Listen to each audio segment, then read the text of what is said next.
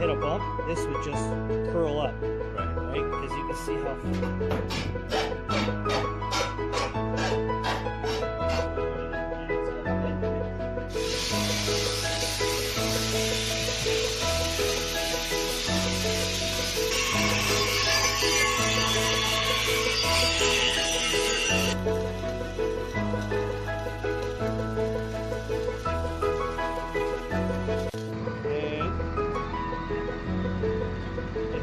No problem.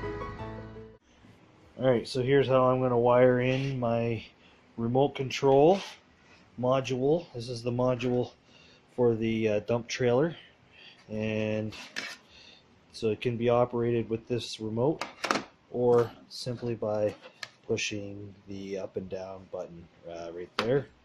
I had to go to John Deere and buy this male plug to go into this female plug, and so let me just wire it up and get right back. Alright, so here I got my wires in just temporarily, and you can see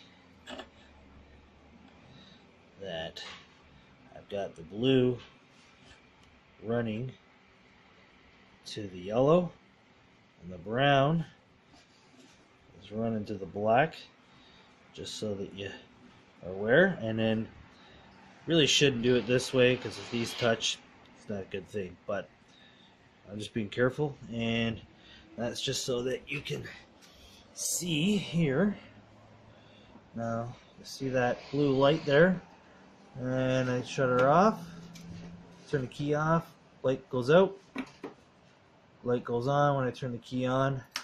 That's your auxiliary power that John Deere provides, so that you can do little applications like this.